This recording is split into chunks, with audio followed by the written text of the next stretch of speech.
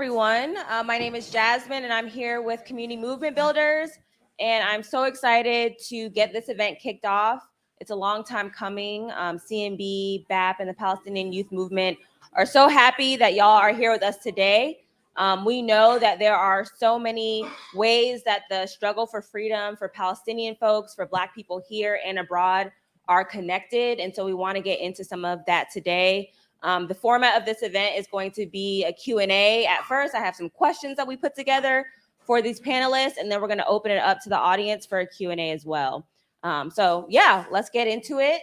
Like I said, I'm Jasmine. I'm the organizing director for Community Movement Builders, and I want to turn it over to the panelists to introduce themselves, and we can get started just in order. I'll start with you, Nora.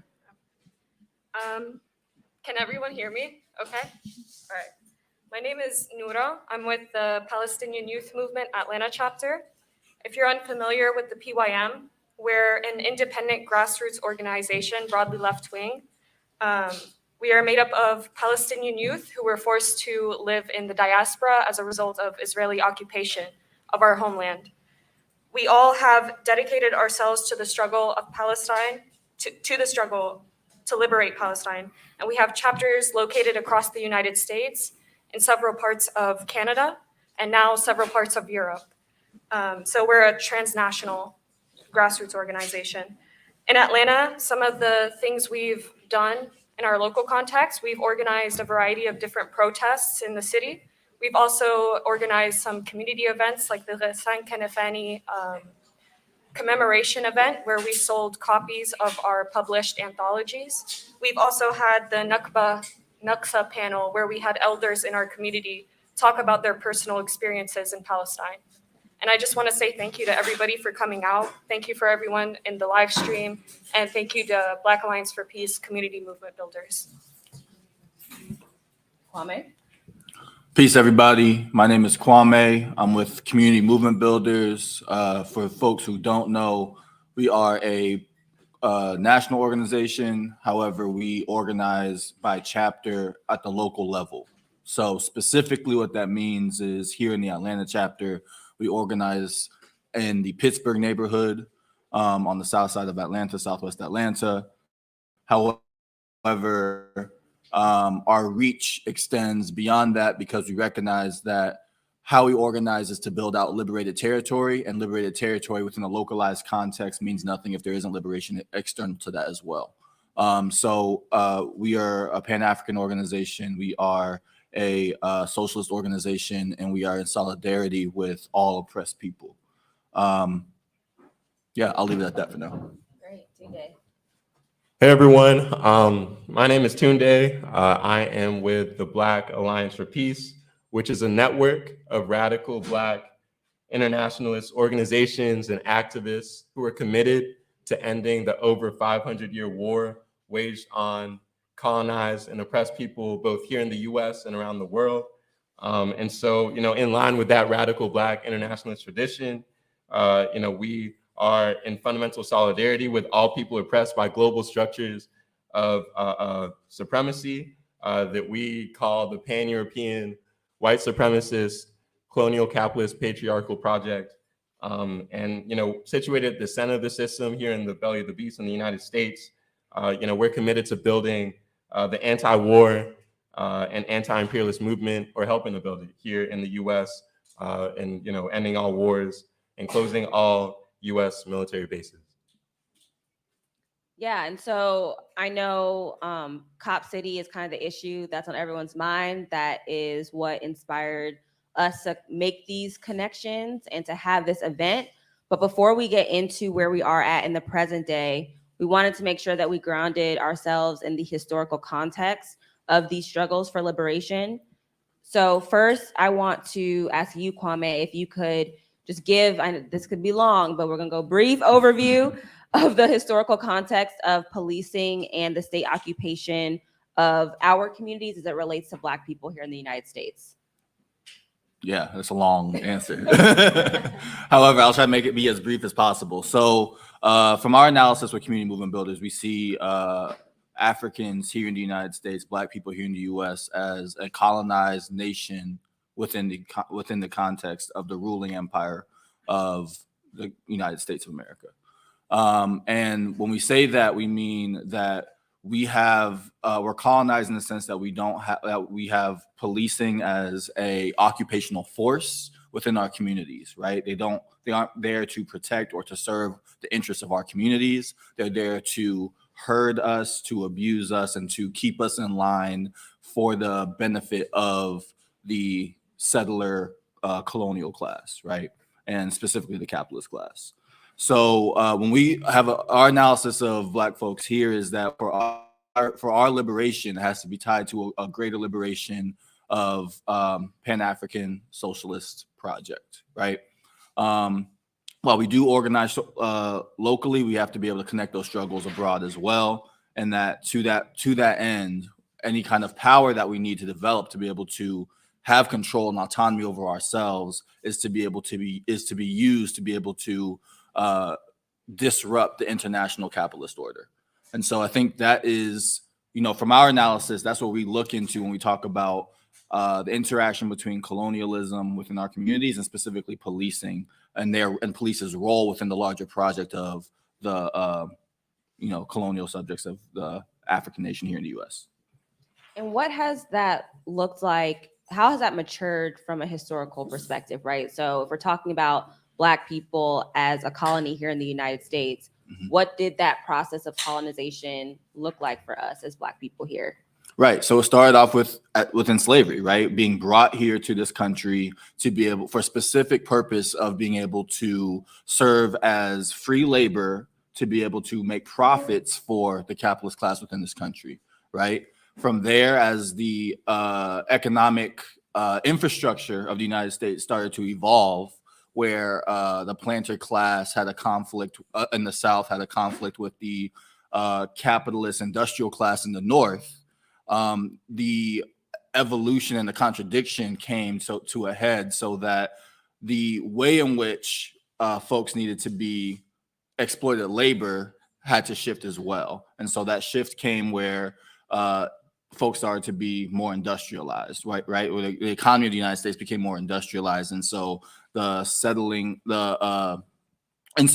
slavery shifted from a overt, in the fields type of control into a more industrialized way of exploiting labor.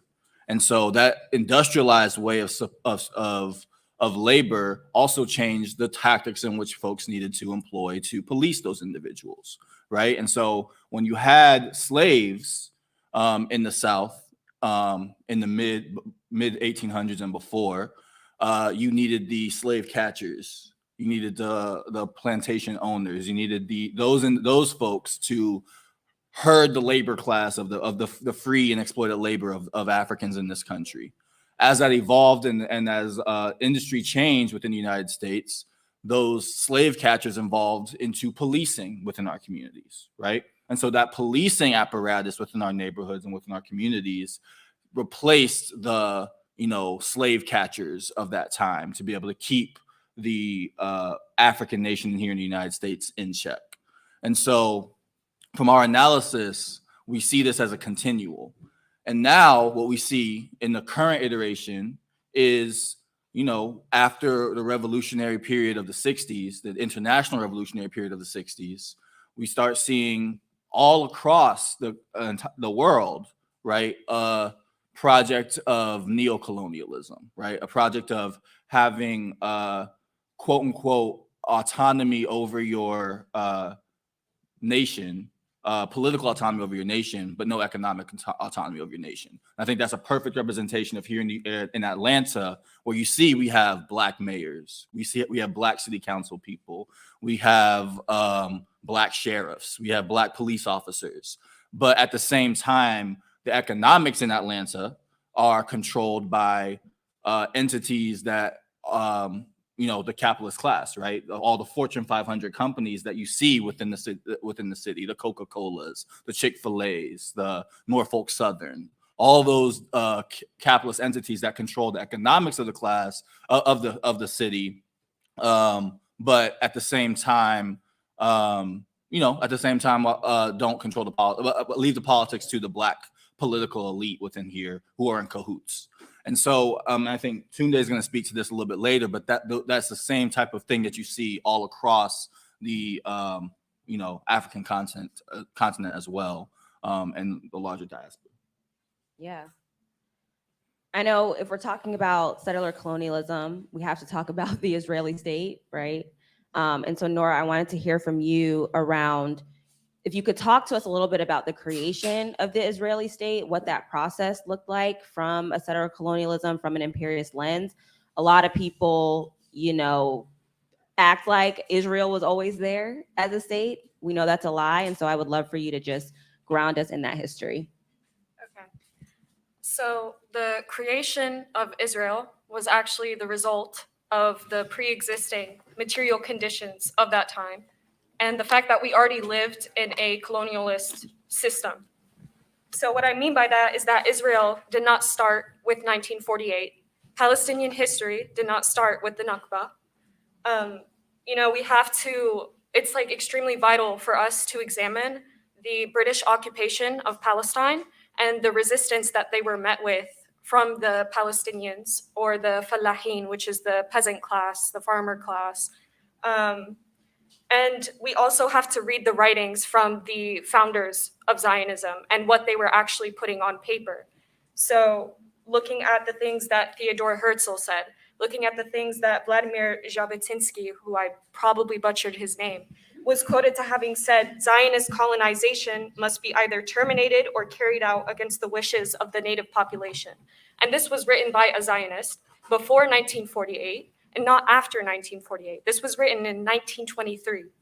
So this kind of language is extremely similar to the kind of rhetoric in any other typical settler colonial project before the creation or the official creation of the State of Israel throughout history, from Turtle Island to Africa. And I think that, to give everyone a brief summary of that. Yeah, no, and I'm appreciating the very materialist analysis that we're getting from all the panelists. Tunde, I want to pull you into this conversation, speaking from the perspective of BAP, right? We know that the African continent has experienced all of these phenomenon from colonialism, imperialism. Can you talk a little bit about the history of the development of both of those processes on the African continent? Sure. So to understand the origins of colonialism and imperialism in Africa, I think it's important to examine the historical evolution of both continents, Africa and Europe in particular, and consider the ways that they engaged in trade with each other, and their trade contracts influenced each other mutually. So when we think about pre-colonial trade, right, it was like a preparation for the colonial period. Why am I yelling? My bad. I apologize. I'm a little too excited.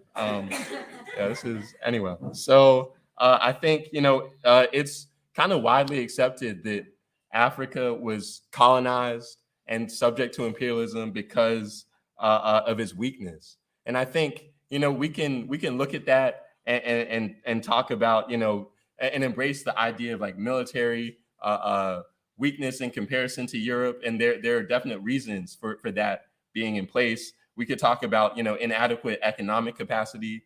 We could also think about like political weaknesses in the sense that there weren't necessarily nation states in place to protect the continent. And I think a lot of that stems from just the trade that was taking place on the coast, and I think the really like the low level of consciousness concerning the world at large that was kind of present. But I would say that if we look at those initial contacts between Europe and the African continent, we see that there's like what I think Walter Rodney speaks about this in depth, right? Like that level of underdevelopment, right? That kind of benefited Europe and kind of harmed the African continent, right? Like we could talk about like the gap in levels of political organization, like we spoke about, right? The development of political unity in the form of large states was proceeding steadily in Africa,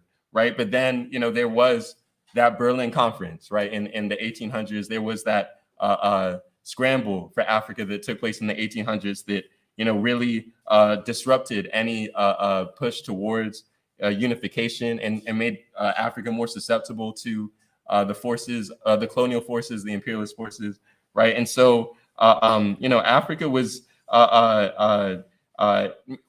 easy for the European intruder really to play like that game of divide and conquer for that reason. To speak a little bit about the economic capacity, right? Like in the centuries before colonial rule, right? Because of those trade dynamics, right? Like this was a time when the slave trade was developing that economic base for the European colonizers, right? And so it seemed like development on the African continent was almost static for like between the 1400s up until I guess like the 19th century, right? And so I think Rodney talks about how at that time Africa in the 1800s could be considered feudal and communal, while Western Europe had moved on from feudalism to capitalism, right? And so I think like what might look like a slight difference when the Portuguese, like it would, to bring that home, like it would look like a slight difference between when the Portuguese sailed to the shores of Western Africa in 1444 to when they sat down with the other European colonial powers for the Berlin Conference in the 1880s, right? So I think we could also speak about the development of imperialism, right? And so imperialism is based, like, and Rodney talks about this as well. Imperialism is an economic phenomenon, but because the way that the colonial powers chose to deal with Africa, they chose to use political control, right, to assert their colonization, right, where that wasn't necessary in other parts of the world, other parts of the third world. But Africa was a victim of direct political control and colonization. And so in that scramble for Africa, Europeans made a grab for any whatever they could, right, any possible land. And so I think that spells out like the racist form of colonization that was taking place, the racist form that really led to imperialism. And then just finally, right, I think we could talk about how the expansion of European capitalism beyond the shores of Europe was also kind of a direct result of that slave trade, the transatlantic slave trade that made their national economies, the national economies in Western Europe, need to move beyond their shores to countries where the economics were less developed, and so there was like little or no opposition to their designs, to the penetration of foreign capitalism. And so that penetration of foreign capitalism on a worldwide scale is kind of what I guess a lot of folks were referring to imperialism at that time. So that's really it. Yeah, no, I think that's really helpful to elucidate the point that these developments are based in economics, right, and changes to economic structures, and so how they manifest themselves is situated within that context. So I appreciate that historical analysis that all of you all provided. I want to move us into the present day a little bit and actually start with you, Nora. If you could talk about a bit about what currently Palestinians are enduring, how the Israeli state has matured in its tactics against Palestinians, and how that's impacted, land sovereignty, how y'all are organizing for political independence, all of those different elements. Okay, so I'm going to start off with just a little bit of history Yeah. again, but then I'll get into land sovereignty, political independence. In hindsight, 1948 is actually not that long ago when you really think about it, meaning that there has been other colonial projects Israel has been able to learn from and evolve from. And I think one of the most spoken about comparisons is that between the South African apartheid regime and the Zionist occupation of Palestine. And there are definitely similarities. There's a material exchange or a historical material exchange between the South African apartheid regime and the Zionist state of Israel. However, what's kind of the things that they learned from the apartheid in South Africa is to actually go through with ethnic cleansing of the land. So not only are Palestinians considered second-class citizens. It's almost as if they're not even citizens. On top of that, they have been stripped of their rights to their history, to their connection to the land, to their existence on that land. So cities like Tel Aviv are built on top of eradicated villages, and then we're told that those villages never existed in the first place. So to get into land sovereignty, there are various settlements across the West Bank that are considered illegal under international law, and we do need to talk about this. We do need to do something about this. However, we also need to recognize that there's also 48. There's occupied Palestine, and the whole entire Zionist entity is a settler colonial project. And then to get into political independence, not only has land been physically confiscated from Palestinians, so has political agency, the ability to be empowered politically. The Palestinian Authority, which I do have to talk about when we talk about political independence, also known as the PA, is not at all representative of the Palestinian people, despite the P in the PA, nor does it offer the political independence. In fact, since Oslo, the PA has acted as an extension of Israeli and Western surveillance, and very recently there was a collaboration between Israel, Jordan, the PA, and Aqaba.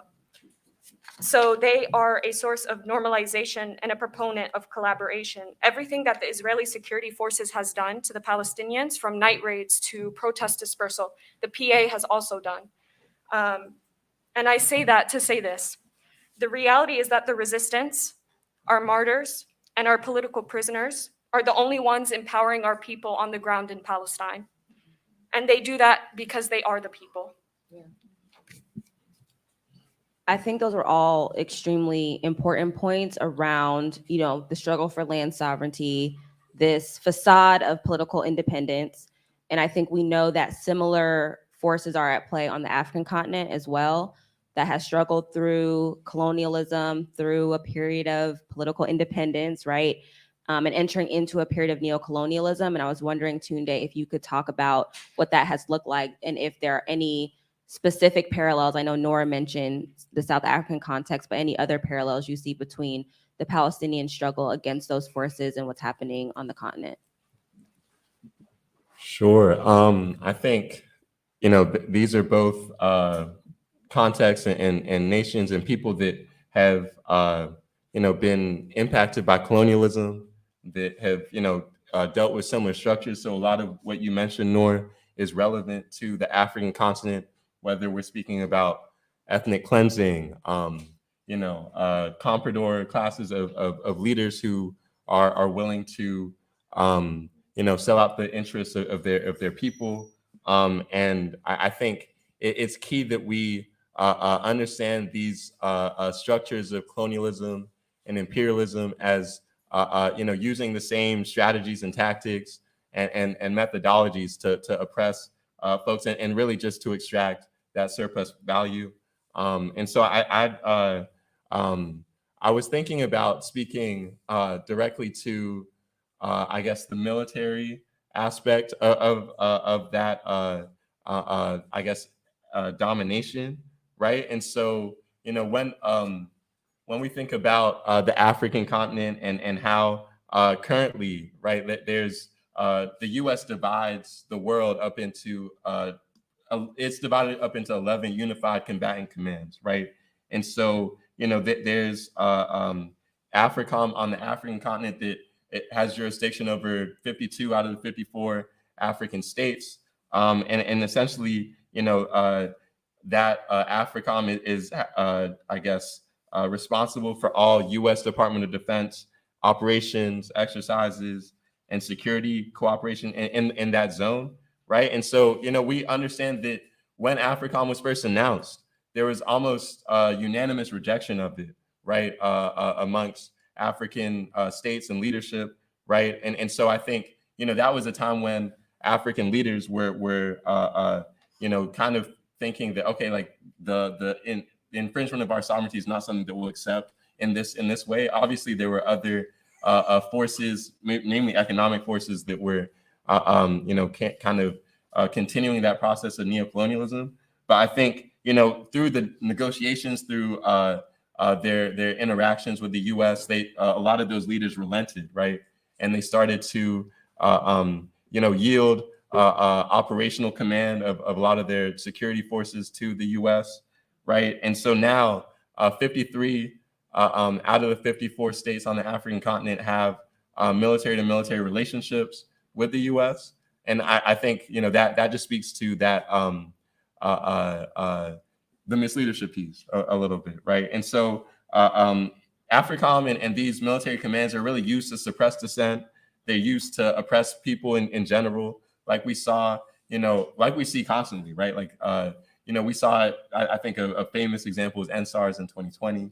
We've seen it recently in places like, Burkina Faso and Guinea. And so I think, it's clear to see how these military forces are used to prevent the emergence of any independent African influence or entity, right? And so, they're really destabilizing presences in the sense that they're allowing the U.S. Western forces, all of these folks engaged in this new scramble for Africa, where, all these states and forces are searching for and trying to acquire and gain access to the many material and labor resources that are present on the continent.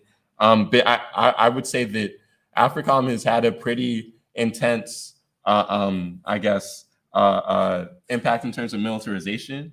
So since 2008, when it was first established, there's been a 1,900% increase in U.S. military presence on the continent, right? And that is really a military occupation, right? Similar to what Kwame was speaking about, and I think Nor, you spoke about that as well, right? And so for BAP, like we see AFRICOM as like a reassertion of colonialism. We see it as like the recolonization of Africa by the U.S. And again, it's part of that. It's the U.S.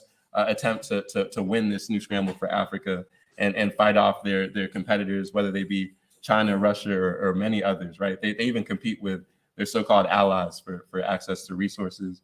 And so, AFRICOM formalizes the U.S. presence on the African continent with, coordination and strategic focus for realizing the long-term geopolitical goals and aims of the U.S. empire.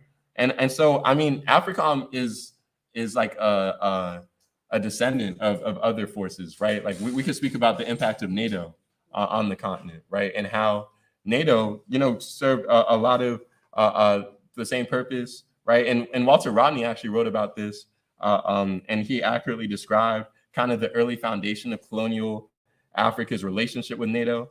And so he said, needless to say, in the 1950s, when most Africans were still colonial subjects, they had absolutely no control over the utilization of their soil for militaristic ends. Virtually the whole of North Africa was turned into a sphere of operations for NATO, with bases aimed at the Soviet Union. That could have easily developed a nuclear war without African peoples having any knowledge of the matter. And the colonial powers actually held military conferences in African cities like Dakar and Nairobi in the early 1950s, inviting the whites of South Africa and Rhodesia and the government of the USA. So time and time again, the evidence points to this cynical use of Africa to buttress capitalism economically and militarily, and therefore, in effect, forcing Africa to contribute to its own exploitation. And so I think that's just a powerful quote, and it speaks to the present even, because a lot of those same things, basically the whole thing, refers or could be applied to AFRICOM. And so, I think, we spoke a little bit about the impacts, but just to speak on, the Libyan example, right? In October 2011, the U.S., NATO and other forces decimated the Libyan state, the Libyan Jamahiriya, because they were trying to be an independent force. They were leading a push to reestablish the UN after the Sirte Declaration. They were working on all sorts of initiatives that were would hopefully like lead towards some assertion of Pan-Africanism, Pan-African unity. And U.S.-led NATO forces launched a bombing campaign through AFRICOM. Operation Odyssey Dawn was, led by the AFRICOM commander, which is the main operation in terms of establishing the no-fly zone and a lot of the bombing campaigns. And so, I think, when we look at all of that, and understand that, though they try to speak about AFRICOM and NATO in terms of humanitarian peacekeeping assistance and training, that's not at all what it's about. It's about asserting, kind of full spectrum dominance over the African continent.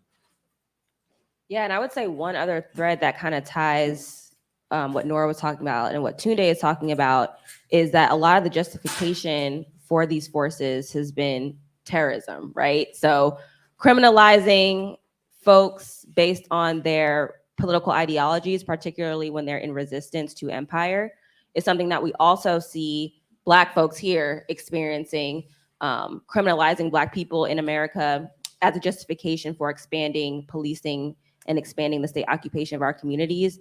And so, Kwame, I wanted to bring you back into this discussion to talk a little bit about how the US has matured its own kind of application of occupation, of militarization of the police against our communities, and any other ways you see similarities between what we're experiencing here, what folks are experiencing on the continent, and what Nora talked about Palestinians experiencing. Yeah, absolutely. So I think there's several different through lines that just while Nora was speaking, while Tunde was speaking, several different through lines that, my head was spinning about. Like, I was like, oh, wow, this is the same thing that happens here. And wow, this is the same thing that happens in this context. So like the first thing I think that Nora mentioned was the erasure of history, right?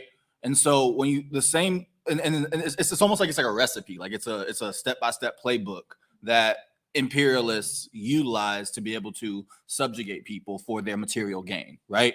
And so that same type of historical erasure is what we see right now within our schools, right? Here in the United States, where they're trying to erase, particularly the Republican party, but Republican Democrat Party, what's the real difference? but particularly like how our Republicans are trying to take away African American studies or the AP classes that focus on those, and this whole idea of critical race theory being some kind of infiltration tool to be utilized to poison the minds of white children against America, right? When it's really just the history of America. And so I think that through line of the erasure of history is extremely important. That's something that ties the struggles very closely together. Similarly to the militarization aspect that Tunde was just mentioning, how we see now, like just as Jasmine was mentioning a second ago, about the demonizing of bodies, the demonizing of racial groups, the demonizing of nations, of saying that these people are undesirable people and therefore we have to eliminate them, right? And that's the same rhetoric that is used through here in the United States of Black folks, but it just shows itself in the idea of criminalization, right? It shows itself in the idea of mass incarceration. It shows itself in the idea of how are we going of increased crime without having a context of the invention of crime, right? The context of crime is defined by laws that are defined by the white capitalist class, right? And also it's also defined by or targets people who have the least resources, right? So we can talk about crimes that are in our poor and working class communities, but you don't talk about the crimes that are committed on Wall Street, right? Or the crimes that are committed behind closed doors in boardrooms. But you talk about petty crimes that are happening in poor and working class communities, right? And so it's that consistent criminalization of our communities that we see as a through line and an excuse to be able to develop and mature the policing and local military aspect of our communities. And so I think those are some through lines that tie in very closely to what we all have been discussing. Yeah, and I also would love for you to talk more. I know we've thrown around this term around the Black misleadership class. Mm-hmm. It's especially relevant given what we're going to talk about next, which is Cop City. But it would be great if you could give some context on how this Black misleadership class has evolved and how it contributes to the state's, propensity for violence against us, and how it aids in the police developing these more militarized tactics and expanding their power in our communities. Absolutely. So I think it's difficult to talk about the Black misleadership class as an entity of capitalism, as an entity of imperialism, as an entity of neocolonialism, without having the context of how it evolved here in the United States, right? So I think a lot of people, rightly so, will blame the destruction of here in the United States revolutionary parties and revolutionary activity and organizations on things like COINTELPRO, right?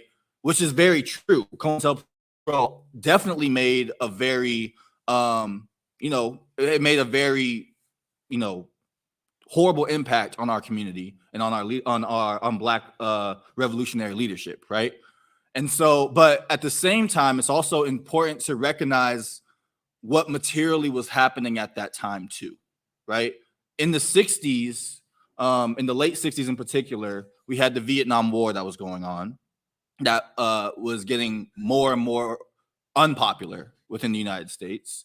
You also had, Nixon, who was changing the way he approached policies. At the same time, while there were policies that were strengthening the FBI and military arm and the covert military arm of the United States through COINTELPRO, there were also openings that were taking place for getting Black people into colleges and universities, right?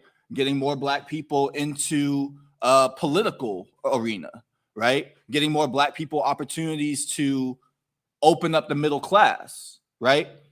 And also increasing rhetoric of the right way in which to protest or the right way to make change within your community is to assimilate, right? And not just assimilate with Blackness and whiteness, but assimilate into the middle class or into economic prosperity, or the whole idea of Black capitalism, right? And so what that created was a certain class of people here among Black folk, a very small class, albeit, but a certain class of Black folks in the United States who had a glimpse of access into what it would be like to be a full human being in our society, right? And so it's important to recognize that was happening at the exact same time as COINTELPRO was happening, right? And that was equally as successful in destroying movements, right? Because now in the 60s, mid to late 60s, you had the Black Panther Party, for example, who was preaching a lot of revolutionary rhetoric, right? As well as other organizations. And the COINTELPRO, through their suppression of murdering Fred Hampton, of burning buildings down, going on firing squad and just shooting up Black Panther Party offices. All of those tactics were actually gaining sympathy with the more liberal Black folks of that time period, who were the NAACPs and whatnot. But when folks started withdrawing, when the United States started withdrawing from the Vietnam War, that split up the liberal movement from supporting some of the things that the Black Panther Party was talking about. When there was more access for smaller amounts of middle class Black folks to be able to get political power, that split up the movement as well. And what that evolved into today is what we see, for example, here in Atlanta or in Chicago or in all these other large majority Black cities, or cities that have a large concentration of Black folks, where you see a small demographic of Black people that have access to become elected political officials. They have access to being living a relatively comfortable middle and upper middle class life. You have the Jay-Z's that are negotiating in the back end with the NFL when people are trying to get riled up around those types of issues, right? You start having this middle class of people that we call the Black misleadership class, being the politicians, the upper management or middle management within companies, all of these individuals that are now saying, look, if I made it, doing these tactics that were not revolutionary or not radical, this is the right way to be able to advance the Black community. And so that plays a direct role in sabotaging the radical energy that's actually necessary to make sure that we're all free and not just a select few of us get access to some of the privileges of being a part of the middle class. And I want Tunde to jump in on this as well. Yeah, I mean, just from like a perspective from the African continent, I know Walter Rodney spoke about like compradors and the Black misleadership as like a symptom or a product of underdevelopment, right? He said that during the 4 centuries of trade, I guess, between Africa and Europe, between just the first 4 centuries of Afro-European trade, right? There were these agents or compradors, right, who were already kind of serving European interests. They were relegated to the status of middlemen, like even African leadership, African rulers. But they also, through this comprador class, raised everyday African people to the level of a middleman commercial role during this period. This was essentially a trading group of folks who played a key role in extending European activity across the continent, right? And so, I think it's a useful example just to understand that this misleadership class, they almost protect the comprador trading class in a sense. They provide political cover, and those classes are intermixed. I would also speak on that these Africans were conducting trade on behalf of European forces, and they were not just economic agents, Rodney talks about, but also cultural agents. So they already had been inculcated with European values and belief systems and things like that. And so I think that's just like the early stages of like the development of like that Black or African middle class on the continent, and that developed further to what we see today with a lot of African leadership kowtowing to the international finance capital, the white corporate class, and kind of, it's not like they're just following their interests. It's oftentimes that they're not just following European interests, they're often following their own interests as well. But those interests are aligned with, those that are anti the African masses. That's all I wanted to say. Yeah, absolutely. And also want to echo that Nora pointed this out too with the Palestinian Authority, right? And I think in this context in the United States, where people like to essentialize struggle, we battle in the Black community around, I'm rooting for everybody Black, right? No, right? Because some of these folks are not, a lot of these folks are not on our sides, right? And so it requires a more sophisticated analysis for us to reach people when they have co-opted cultural slogans and things that want to confuse us about who the enemy really is. And so I want to move on to talk about Cop City a bit, because I know that's why a lot of folks are here and heard about this event. Was hoping that we could start off with just a general overview and then talk about ways that Cop City actually represents this very intersectional struggle between Black liberation, Palestinian liberation, African liberation, all of that. And so Kwame, I want to see if you can just kind of set the tone for what Cop City is and provide that overview. Sure. Absolutely. So Cop City, for those who need like a Cop City 101. So essentially, I'll do a little bit of context. As everybody knows, in 2020, we had the uprisings after so many Black folks were murdered by the police in a very high-profile way. Thinking George Floyd, Breonna Taylor. Here in Atlanta, Rayshard Brooks was the name that folks were rallying around. That was murdered by the Atlanta Police Department at a Wendy's at the intersection of University Avenue and Pryor Street, right? At that time, again, feeding on what the same thing happens across the country, and even a lot of parts of places across the world, there were uprisings here too. That Wendy's was burnt down, and the call was at that time, one, there was a national call for defunding and abolishing police, right? And there was work on the ground here in Atlanta to that end, right? Analyzing the proposed budget for 2021 and saying, oh, y'all have all this money that y'all are giving to the police or have been giving to the police. No, that needs to be reallocated to resources that are going to be actually beneficial to people in community, right? Talking about housing, talking about food, talking about fixing the roads, all those different types of things that actually keep people safe. Simultaneously, directly as it relates to Rayshard Brooks's murder, his family as well as community organizations were fighting for turning the Wendy's where he was murdered into the Rayshard Brooks Peace Center, right?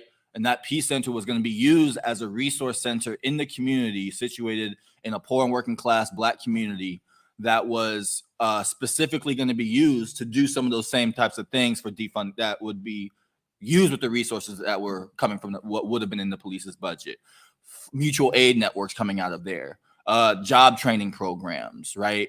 Having know your rights institutions so you know what to say and what not to say to the police. Those types of programs that were community based specifically for that local area. Now, all of those things ultimately, making a long story short, got nixed by that city council representative, Joyce Shepard. And there was a big push, even though there was rhetoric saying that there were people supported defunding the police or supported building the Rayshard Brooks Peace Center for politicians. There was a lot of rhetoric around that, but it ultimately got shut down. That same person, Joyce Shepard, who was the City Council District 12 representative, she then brought the ordinance for Cop City, 8 months later, right? Shut down the Rayshard Brooks Peace Center, talked down or behind closed doors tried to sabotage any type of defunding the police movements. And then 8 months later, brought the proposal or the ordinance for Cop City to be built. At that stage, Cop City was going to be annexing 380 acres of land from unincorporated DeKalb County so that Atlanta could have ownership over that land and then lease it to the Atlanta Police Foundation for $10 a year, right? $10 a year. And so, and what they were saying is that they were going to be building on that land a cop training facility. And in their description of it, what they said it would be, and are still saying it will be, is a mock city of Atlanta, right? Buildings, all those different types of things, the streets, all that. A mock city of Atlanta where police could practice high-speed car chases, Black Hawk helicopter pad, training, right? Bomb detonations, ways to bust into people's doors and do searches, tear gas deployment, firing ranges. These are all the things that they are planning to do within the mock city of Atlanta.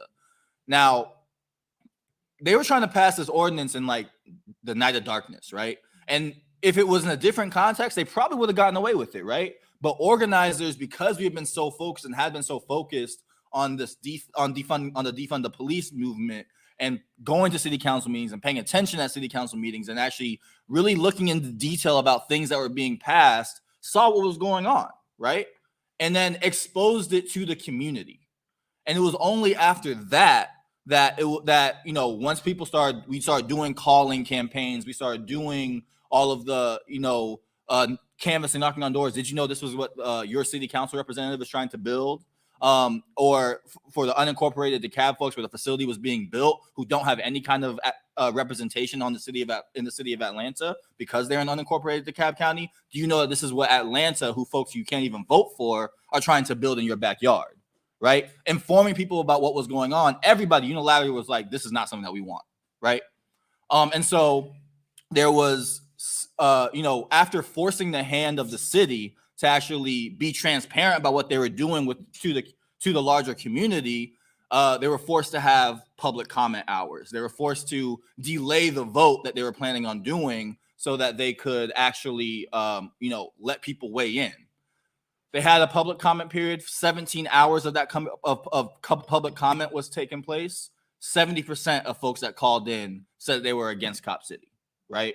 So any kind of public outreach that actually took place, vast majority of people were anti, Cop City.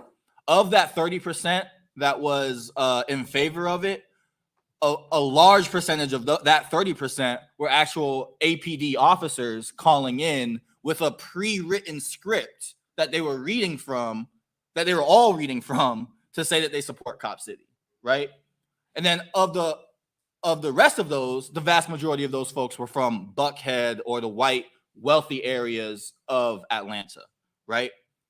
So putting this in the context of how Cop City was even brought up, even through all of that mass opposition to the project, they passed the ordinance. After that took place, that's when, some of the more popularized, ways of folks of protests have started to take place. The tree sits, the occupying forest space, and the, protests and rallies and those types of actions that took place.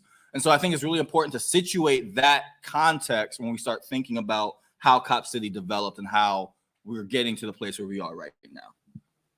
Yeah, and Nora, I would love to hear from you about how Cop City ties into the existing relationship between the Atlanta Police Department and the Israeli police, because we always talk about this project, Cop City, as an international problem. And so, yeah, I would love to hear from you on those points. All right, so we touched base on a lot of things like surveillance and militarization. With that being said, we have to talk about GILLY, the Georgia International Law Enforcement Exchange Program, because when we talk about the material support that's going into the Cop City construction, a lot of those people funding the project are also funding the GILLY program. So in a lot of ways, GILLY and Stop Cop City are two sides of the same coin. I'm going to give a little bit of history about GILLY. So GILLY started in 1992 by Dr. Robert Friedman. It is physically, still to this day, housed at Georgia State University. And it's housed as a joint public safety partnership project at the university. And this is despite the pushback from Georgia State University students, from community organizers. And I would like to point out that the rhetoric being used against forest defenders about, being terrorists was the same rhetoric being used against anti-GILLY organizers. So what is GILLY? It's basically entails high-ranking security officials taking delegation trips to the state of Israel to train with the Israeli police, the Shin Bet, the Israeli military, to exchange tactics and surveillance and militarization and brutal policing tactics. And they do this through the justification of learning counterterrorism. And in return, the Zionist police learn drug interdiction. And both of these things have been extremely racialized. They've been used to target specific communities in this country and in the so-called state of Israel. And this is how our local context ties into Palestine. The deadly exchange is what the JVP, Jewish Voices for Peace, coined their campaigns to end these kind of programs. These programs exist all across the country. It's not just Georgia. And since 2002, thousands of US police forces have attended these delegations. So GILLY is the manifestation of the deadly exchange in our state. And I want to talk about the examples, like some things that the police have actually taken from the Israeli police and implemented them in communities. I'm going to start broadly geographically, and then I'll go into Atlanta. So in 2014, I believe, when the Ferguson uprising was happening, the St. Louis Police Department wanted to get their hands on something called skunk water. And skunk water is exclusively meaning no other place in the world uses this other than the Israeli state. And skunk water essentially is sewage water. They hose down protesters in Palestine or congregations of people with this foul smelling water. And it sticks onto your clothing, your skin for days. And Palestinians have described this as torture. The St. Louis Police Department wanted supplies of this to use on protesters. Okay, so that isn't a coincidence. and they do participate in a deadly exchange program. The second thing is in DC. In DC, police have learned after riding with Jerusalem police to keep their red and blue lights flashing while they cruise neighborhoods at night, specifically black and brown working class communities and neighborhoods. And they do this to, quote, make their presence felt. And they have come out and said they learned this from the police in Jerusalem. And then there's what happened in Memphis, who a young man by the name of Tyree Nichols was brutally murdered by police who were a part of something called the Scorpion Unit. And we had a similar unit in Atlanta called the Red Dog Unit, and that was disbanded, rightfully. The police chief of Memphis was actually leading the Red Dog Unit in Atlanta, and she participated in a GILLY delegation. And then to talk about Atlanta, so a few years ago, the Atlanta police implemented something called Operation Shield, where 11,000 cameras, public and private, were installed around the city, making Atlanta one of the most surveilled cities in the country. They learned this, they modeled the video integration center after the Jerusalem checkpoint. So, considering all of this, it's incredibly ironic for these politicians to come out and call forest defenders outside agitators when they participate every single year in a delegation to the state of Israel, along with other foreign nations. And when we look at where this money is coming from, these corporations funding Cop City have their wallets in GILLY. That's Home Depot, that's UPS, and many other major corporations, ones that we don't even know about because they're considered private donations. So that's a lot of ways that GILLY intersects with Stop the Cop City construction. Yeah, thank you for all of that context. It really came home. Tunde, I wanted to see if you want to draw any kind of connection points between AFRICOM and Cop City, even if they're indirect. Sure. So both Cop City and AFRICOM are, I guess Bap has been saying, they're instruments of war being waged against poor and colonized people, right? So Cop City is basically a military base for police, right? And so AFRICOM has plenty of military bases. There's those bases are used to suppress dissent. They're used to, really terrorize African people across the continent. Today, there are over 46 various forms of military bases, U.S. bases, U.S. foreign military bases on the African continent. So there's like 2 forward operating sites, 13 operative security locations, and 31 contingency locations. Those are just the 3 different types of military bases that are present, or U.S. foreign military bases on the continent. And then, the U.S. has also talked about plans to create more.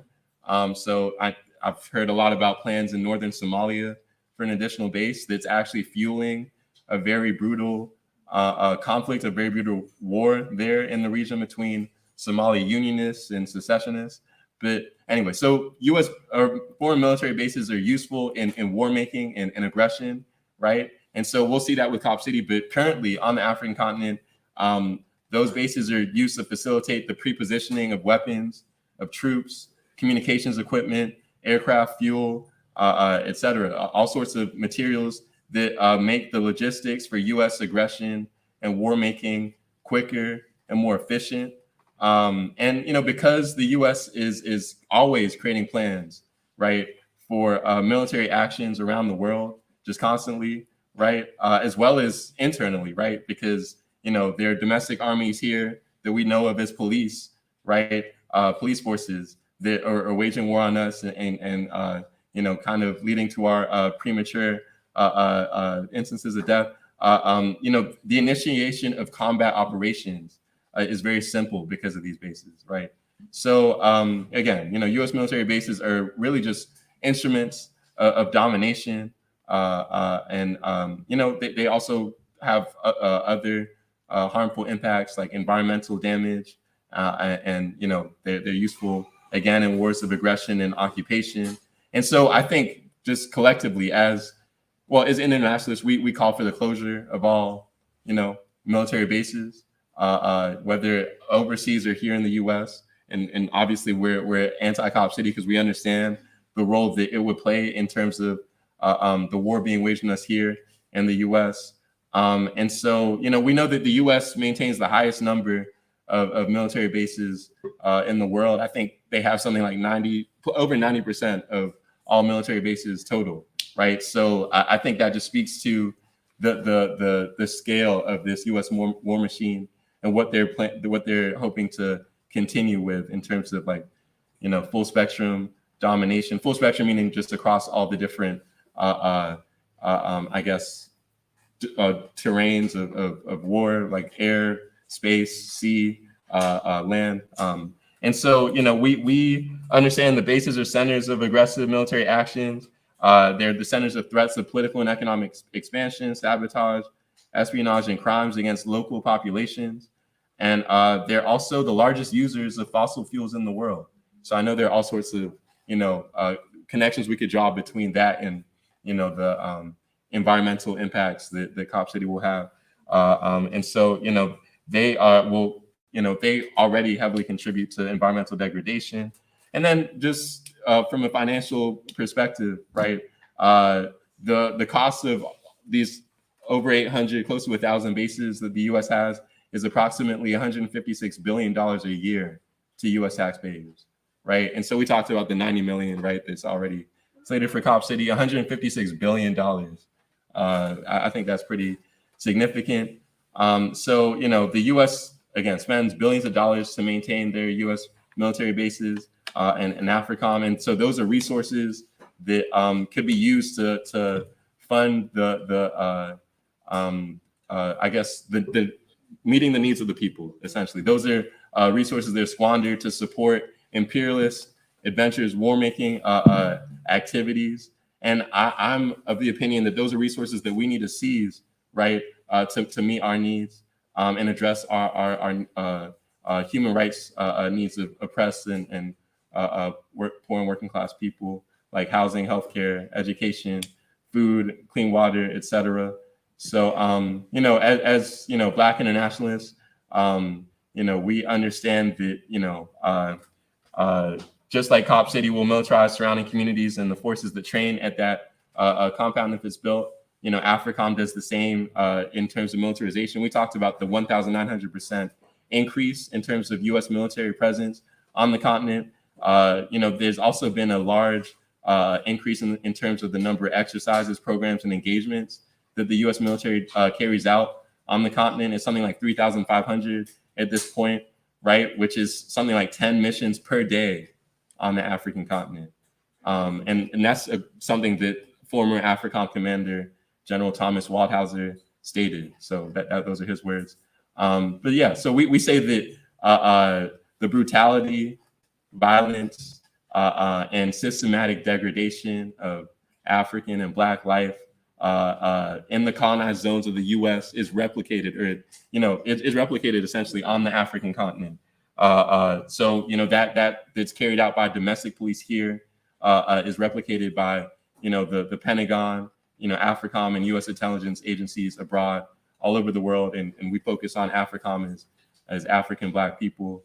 But yeah, and I think just to kind of close things out, right? Like, we think that a mass movement has to be forged to expose and defeat, right? Like these initiatives, like AFRICOM and Cop City, right? We need to make these connections because they're clear.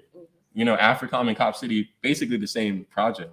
And so, we need to make our fight against Cop City, our fight against GILLY, our fight against, all of these war-making initiatives carried out by the U.S.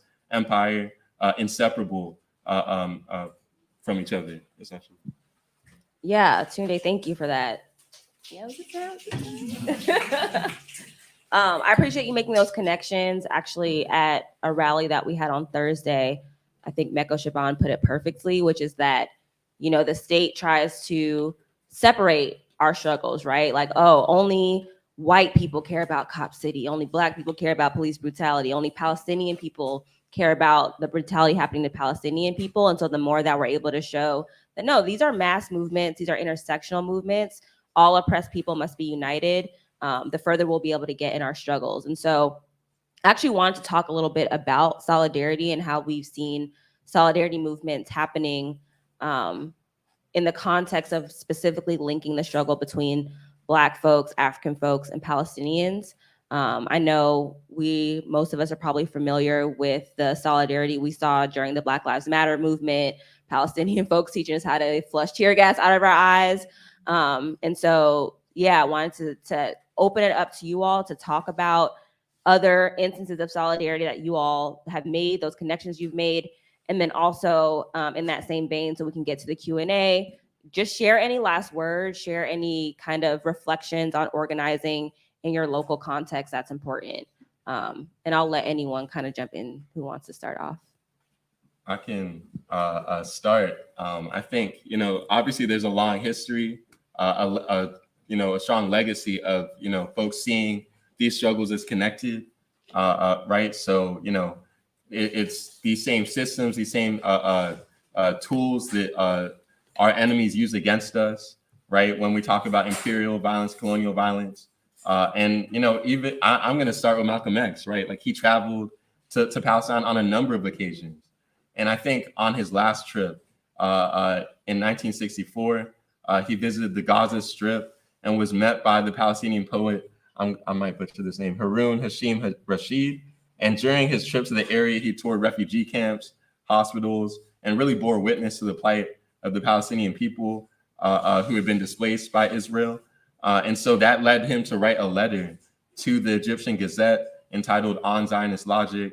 And he declared his staunch support for the Palestinian struggle and equated Zionism with colonialism, which I think people do much more often these days. But he's one of the earlier folks to kind of make that connection. And he urged African leaders to support the Palestinian quest for freedom, right? And so I think Malcolm X is one of the earliest examples of like a Black internationalist approach to showing solidarity with the Palestinian cause, right? And so he created like an example for later folks like, SNCC, right? And Kwame Ture and Ethel Minor and others, and people that came afterwards, like the Panthers, right? And so, we know that SNCC did a lot and spoke a good bit about the Palestinian cause. It ultimately played a large role in their demise, like their loss of funding. But yeah, they one of the things they published was a primer on the Palestine problem, which describes Zionism as an imperial project upheld by the white Western colonial governments of the United States and Europe. And later the Black Panther Party, right, expressed its support for the Palestinian resistance that emerged in the 1967 war's aftermath. And they portrayed the Panthers and Al-Fatah as engaged in a joint struggle against racism, against Zionism, and against imperialism, right? So, we've already talked about internal colonialism, and they were making those connections. They were, putting forth that type of analysis at that time, right? And so I think that's like kind of like folks going to Palestine. There's also, examples of, how that 1967 war, provoked a lot of activism on the part of Arab Americans who built bridges with African or Black activists, Black African activists and politicians throughout the late 1960s and early 1970s. So there was the Organization of Arab Students. They invited Kwame Ture to speak at their national convention in 1968, where he, delivered a pretty fiery call for Black support of the Palestinian revolution. He said that Palestinians have a right to Palestine. And so, I think also like in a different example, the Association of Arab American University Graduates highlighted the economic and military ties between Israel and apartheid South Africa to lawmakers in the Congressional Black Caucus. And they also lobbied Shirley Chisholm during her 1972 presidential run. And I mean, those are like some of the older examples, right? Like that's more like the Black Power era, the Civil Rights era and Malcolm X's time. But I think, we could bring it to more kind of slightly more recent time, right? Like Ferguson, when in August of 2014, Mike Brown was shot and killed by a police officer in Ferguson, Missouri, and his murder kind of sparked a movement, right? The lack of indictment against his killer highlighted the epidemic of police terror, of police violence, police brutality, and really militarization against Black or African Black communities here in the U.S., right? And so that lifted the Black struggle into the public eye once again. And so that, like, there are all sorts of movements that sparked up, like Black Lives Matter. And, we saw all those examples you mentioned, Jasmine, in terms of like folks having all these exchanges and sharing tactics to protect against or care for a lot of those impacts like tear gas and other things. So I guess, the brutal response of the state to, protesters in Ferguson was obviously very familiar to Palestinians. And so, there was a lot of, writing, there were all these, phone calls and Zoom calls. And then I think there was also like delegations that took place as well. So all sorts of different ways that folks interacted and showed solidarity with each other. The Palestinian struggle and the struggle for, I guess you could call it Black Lives Matter. I think, that's a more recent example. I know there have been examples since, but those are the ones that come to mind. Yeah, I appreciate that, Tunde. Nora, would you tell us a little bit about how Palestinians are organizing, how they're resisting, both in Palestine, but also folks who have been displaced to other places? What should we know? So I kind of touched on this earlier, but on the ground in Palestine, the people at the front lines of the struggle are the martyrs and the political prisoners. And I think an important part of your question is actually, what can we do here? And we have to recognize that Israel is not only a settler colonial project, it actually acts as almost like a military base that is protecting the US's interest in the region. So we also have a responsibility to confront imperialism, Zionism, and all of these other oppressive forces in our own local context. So Palestine is actually a localized issue too. What I'm about to talk about is pretty dense, but I do have to bring this up. Is everyone here aware of the Anti-Defamation League? Yeah. So the reason why I want to bring them up is because of the counterterrorism or the domestic terrorism charges being used against forest defenders. And actually, this has been used against all kinds of different movements in the past. I know that you were talking about the Black Power movement in the 60s. This actually also, played a huge role in trying to diminish the struggle happening in the States. So the ADL has paraded itself since its inception as a civil rights organization.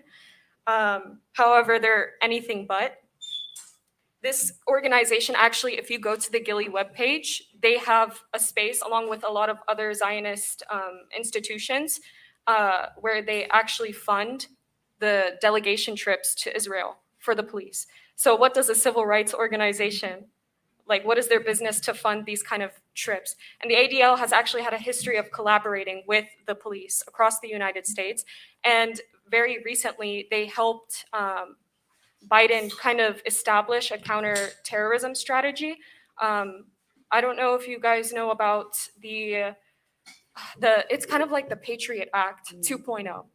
They mentioned things about right-wing extremism and left-wing extremism.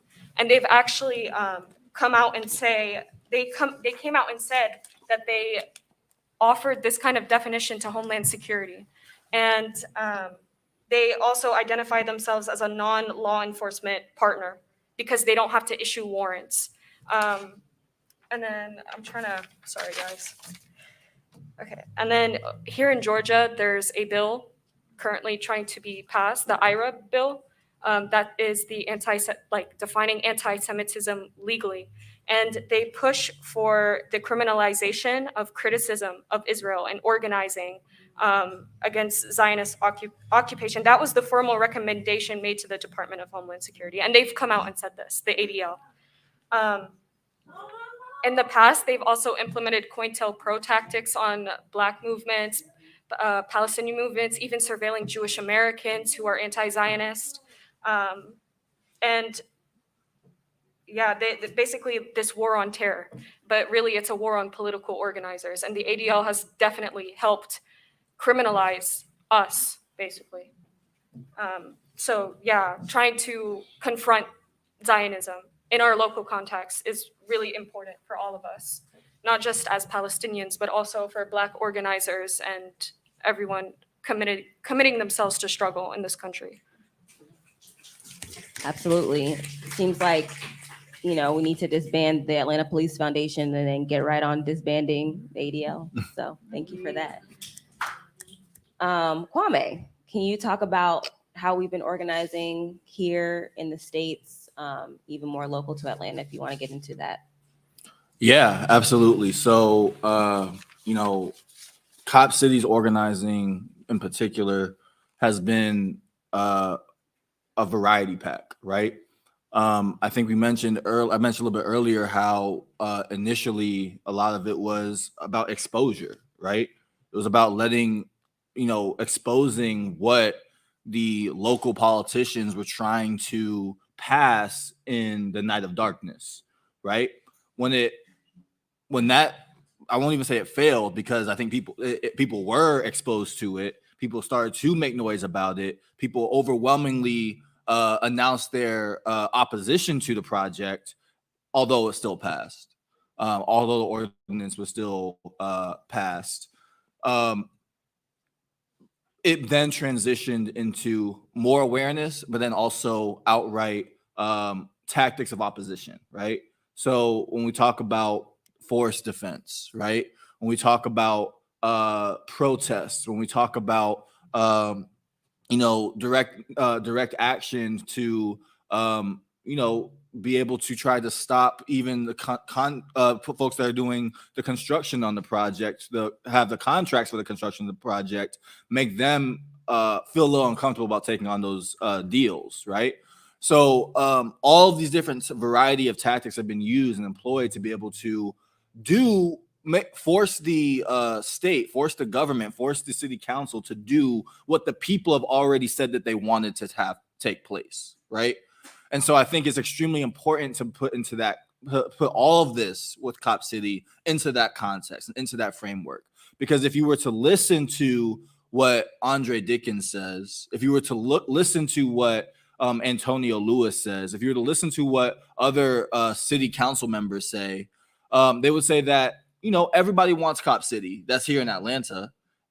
It's just outside agitators that are saying that they are against the project. However, the organizing that took place already exposed the fact that the vast majority of Atlanta residents do not want Cop City, right?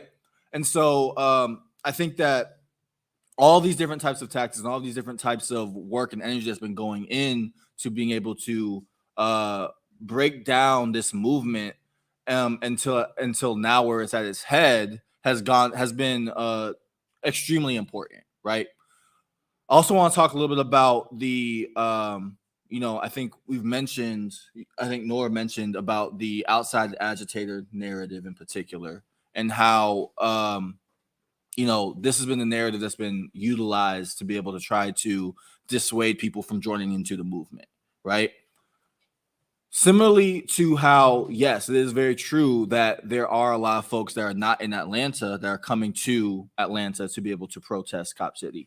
However, there are also many different organizations, autonomous groups, individuals, community members who have been organizing against Cop City too, right? The vast majority of people that are organizing against Cop City are right here in Atlanta.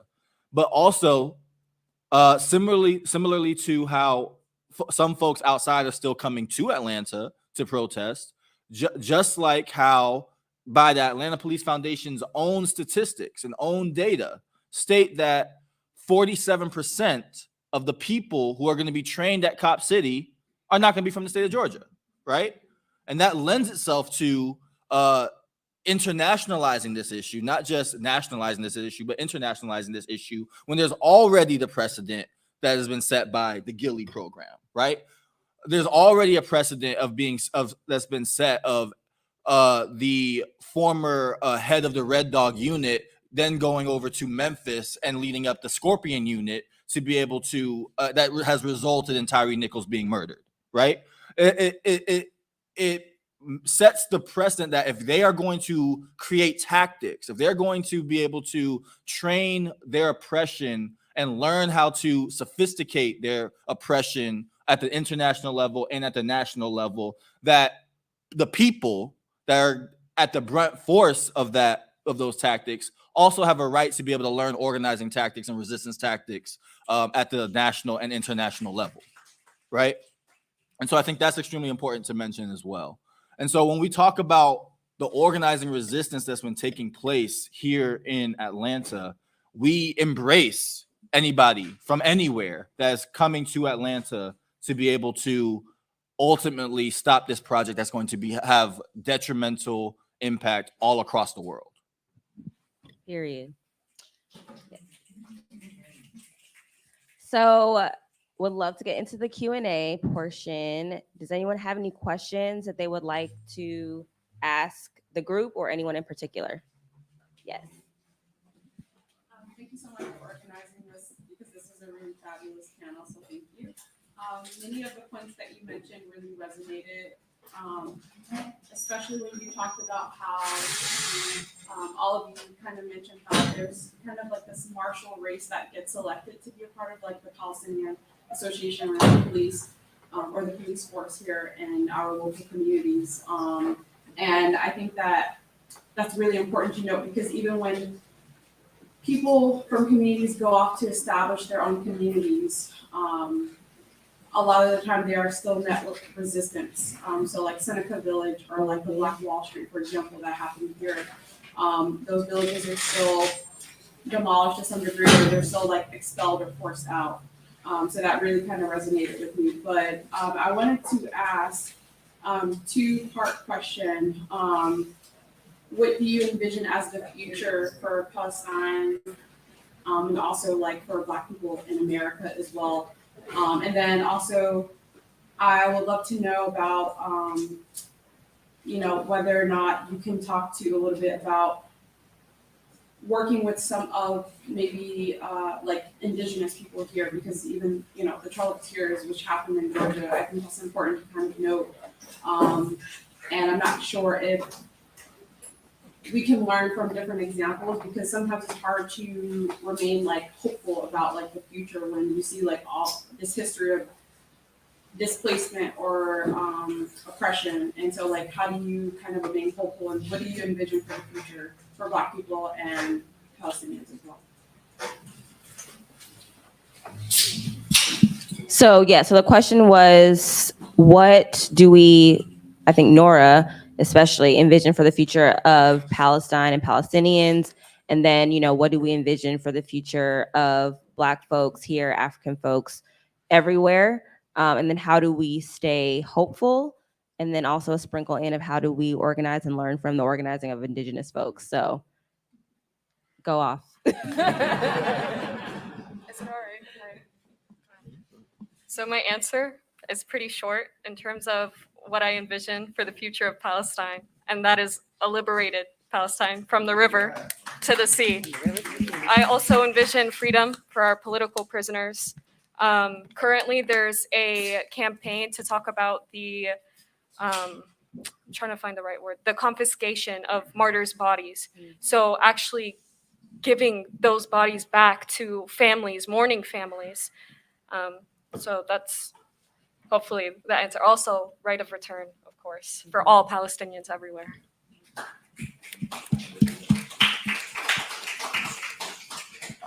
I can speak a little bit about liberation and also what is and what that what that looks like.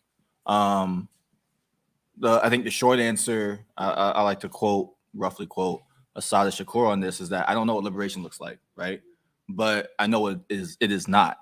And I think starting with a basis of recognizing that this global capitalist empire, that this imperialist empire, international imperialist empire that is developed into neocolonialism has to go, right? We have to organize actively against that. But I know we don't always want to talk about how our organizing strategies opposed to into what we do not want. We want to think about what we can create. And so, borrowing a term from Jalil Muntakim and some comrades that we have out in Oakland, developing programs, right? Trying to develop new institutions that outline what we think liberation can look like and should look like is what we can do. Start decolonizing, starting these decolonization programs are from mentally and materially. So how do we create spaces, right, that we can have liberated territories, that have food that is available for everybody, has shelter that's communally owned? How do we develop some of these mechanisms for us to be able to get a taste of what freedom should look like? And we're going to mess up along the way, right? That's part of that process. But how do we, in a way that's restorative, be able to ensure that while we are messing up, we are still moving forward, right? And so I guess that'd be my short answer to that.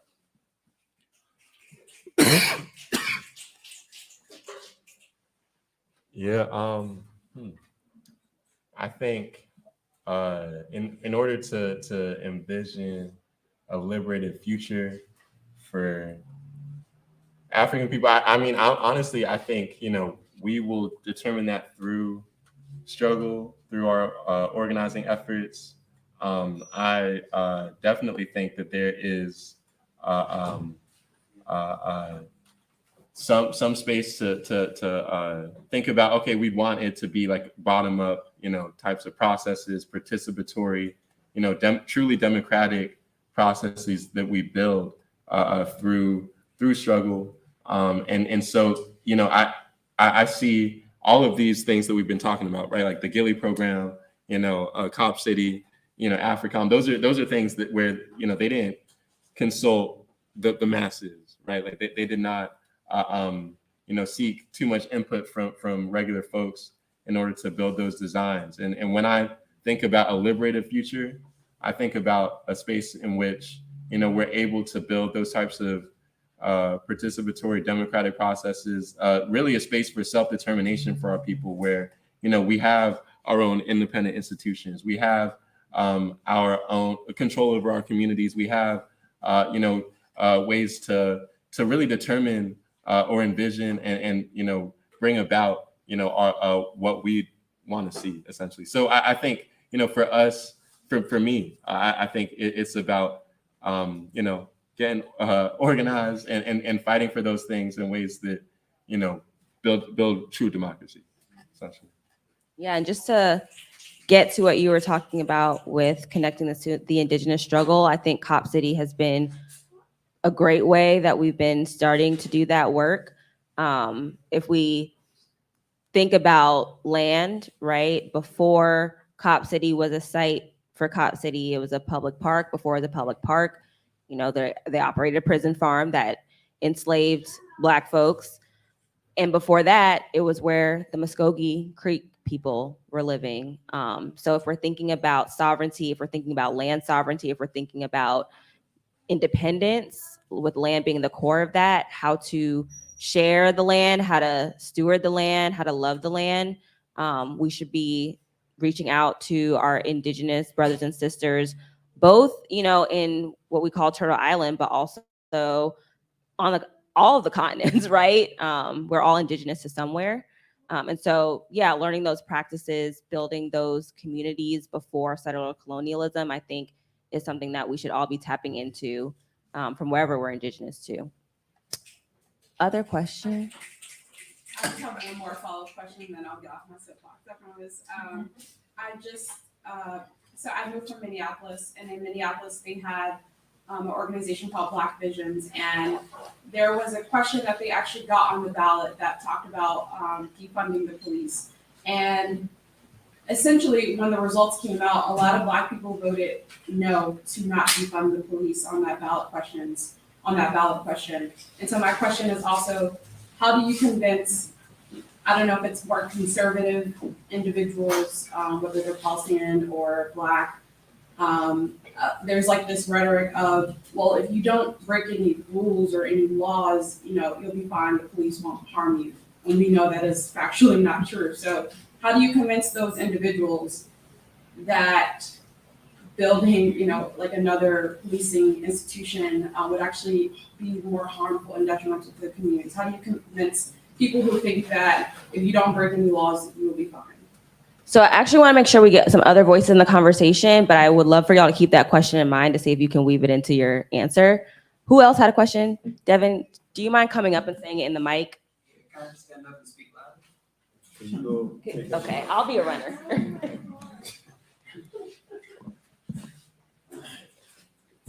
Hey, I appreciate y'all for having this discussion.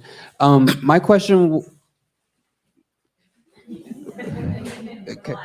Am I good right here? I'm good. Okay. My question was more so, we've seen now, I believe, up to 35 protesters and forest offenders receive domestic terrorism charges.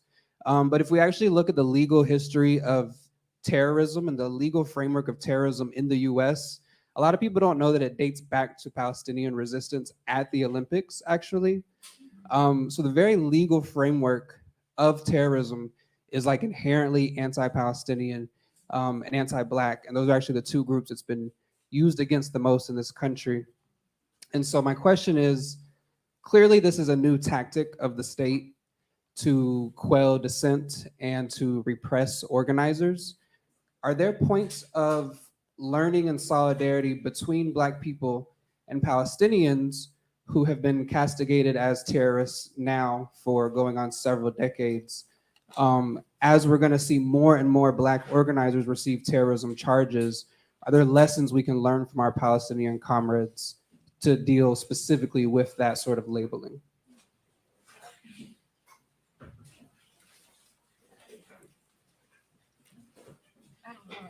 But that's a really great question. I'm going to think about it a little bit, but if you guys have a... I think we have to reject the terms that are given to us by the state. These are terms that, like you were saying, we're used from the start to criminalize our dissent, our efforts to move towards a more liberated future. And so I think we can definitely eschew or just reject any label of terrorist on our people, and just simply fight to free our political prisoners, drop our charges, and just continue the struggle. But yeah, that's a great question. I don't have all the answers, but that's what I would share.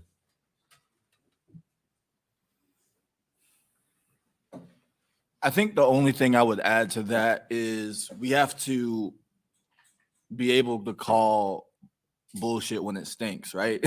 We gotta be able to it's very interesting that we have right now when folks are resisting Cop City being targeted as domestic terrorism and bring charges of domestic terrorism when we literally a couple years ago had white folks storm the Capitol and kill police officers and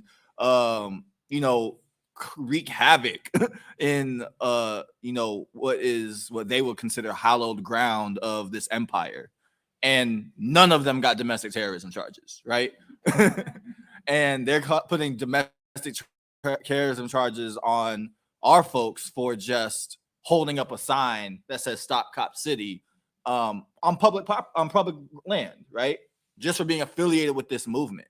And so I think when we start thinking about how not just these terms, but the legal structure to be able to criminalize movements and criminalize people is very much so tied to political messaging and political political messaging, yes, but also political acts, right? So we have to recognize that they're slapping these domestic terrorism charges on, and they developed this framework of domestic terrorism because these movements and applying it to Palestinians and now applying it to Black folks because these movements are aligned, right? Because these movements have inherent solidarity, because our struggles are so closely intertwined with each other. And so it's important for us to be able to recognize that, but also recognize that, you know, and through that, we also have to move together, be able to have liberation for any of us. So that's how I would kind of think through that answer.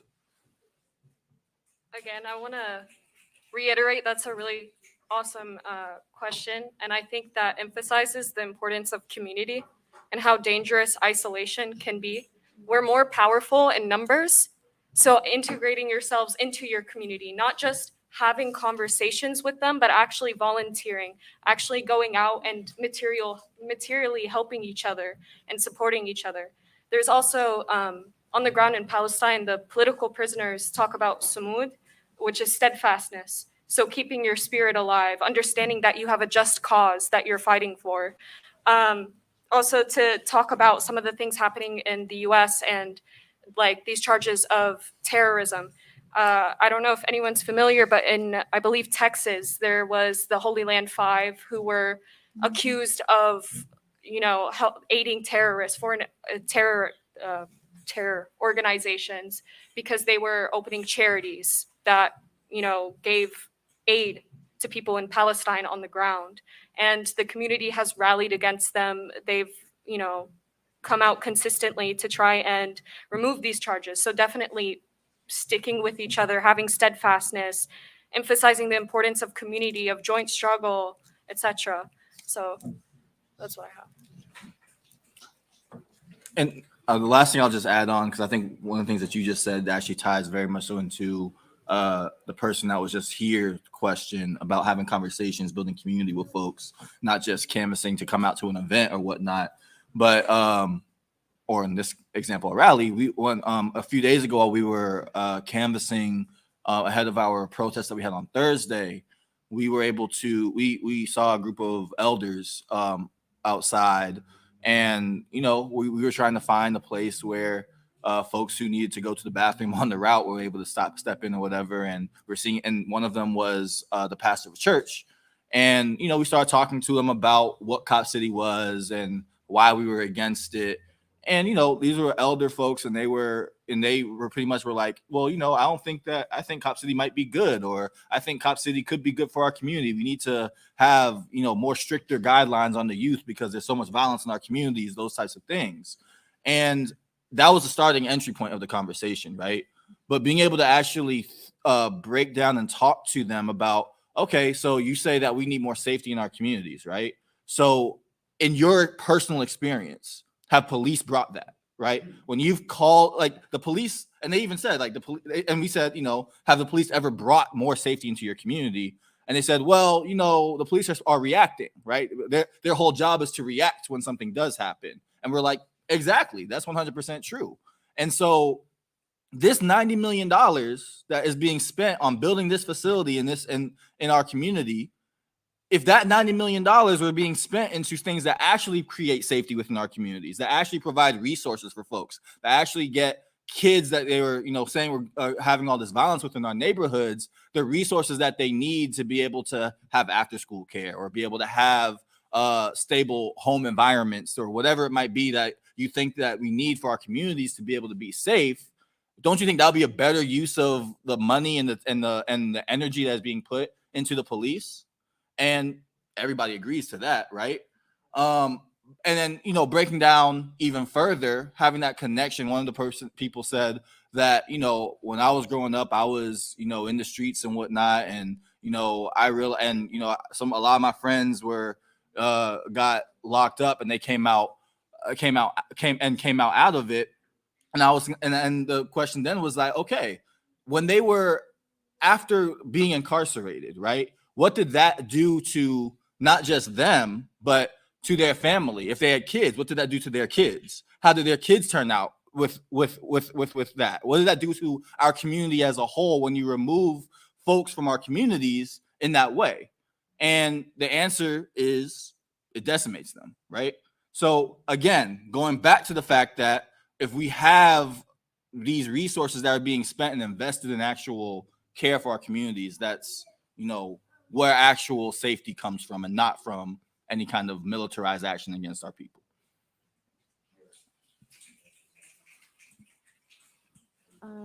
Oh, and then they agreed and came out to the rally. Is it working?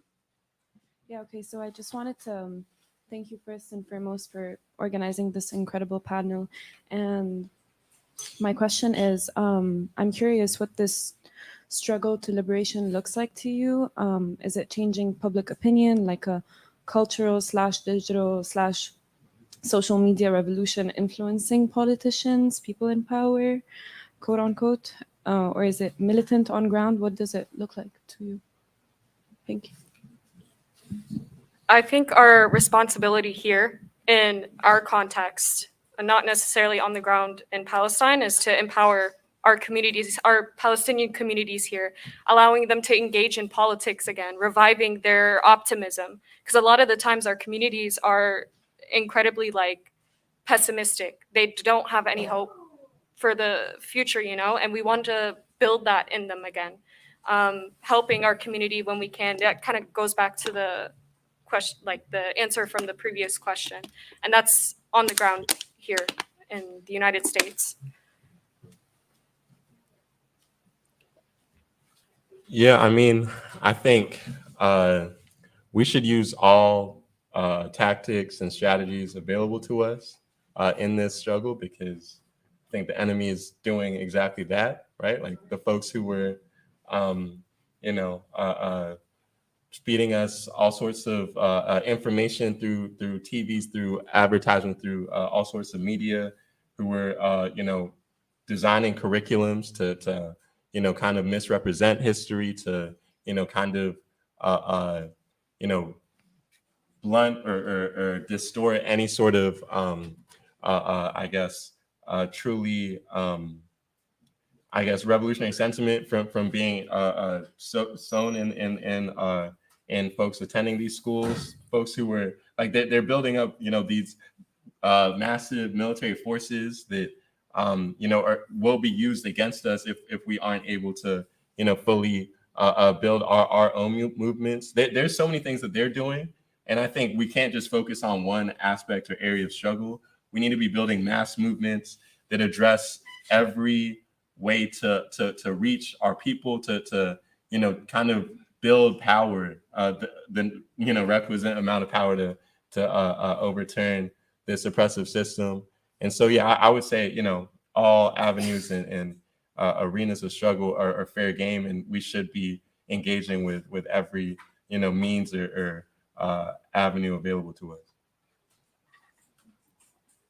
And I would agree with that. The only thing I would add is that I think we also, it's extremely important for us to study history and study the ways in which, because we're not the first, we just talked about all the history that we have here, right? We are not the first people to start to resist these systems, right?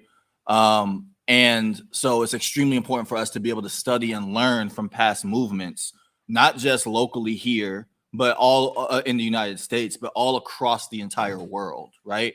Because what we'll see is that a lot of the same tactics that are used in one particular struggle is matured in another struggle, right? A lot of the same ways in which movements have been co-opted are the same ways in which they use to co-opt our movements locally, right? And so we have to recognize that, I agree that all struggles are fair game, and everything we have to use, by any means necessary, all tools necessary to be able to get the monkey off of our backs. We also have to recognize the ways in which the state suppresses movements and the ease in which they can suppress and co-opt movements based off of what struggle that you're utilizing, right? So I think that's extremely important for us to be able to learn and be able to equip ourselves for future struggles similarly. Yeah, and the only thing I would add to that is I think you mentioned changing public opinion. I think that's why building power is so important, because if you think about an issue like Cop City, where the majority of people already don't want it, but don't have the power to bring that to reality because of our current systems, it's important as we enter into this, heightened stage of late stage capitalism, heightened stage of fascism, that we're really building power so that we can enforce the mass, you know, the desires and the wants and the needs of the masses. And I know we have 2 questions over here. I'm gonna go with you. Oh, yeah. Okay, thank you. Yeah, so I really just wanted to reiterate some of the good. Oh, okay. Wanted to just reiterate some of the things that were said about steadfastness, because I do think that it's hard for people to call you a terrorist and for the people around you to believe it. Like your neighbor's not going to believe that you're a terrorist if you're actually part of their community, and that's why so much of the narrative around the people who get arrested are outside agitators or whatever, because you can't paint that. And just like thinking about a zine that I was reading from a comrade that had translated something from the Lion's Den a couple of days before the Noblest Massacre, it was that the people are so connected to the people who are defending them. So when we think about community, it's not just changing opinion, that it is actually like building these forms of solidarity, these forms of existence that you can't live without the people around you. And I think that we need to really understand that communities like that, it's not just your friend groups, it's not just some affinities. But also I wanted to say, like, kind of to get your opinion about this thing that I was reading, that Palestine is like the intersection of the global north and the global south meeting, where you have basically every issue kind of under the sun in the spotlight, from refugees not allowed to return, from governments who are closing borders extremely hard, from a military that is learning how to police, and from a police force that is getting more militarized.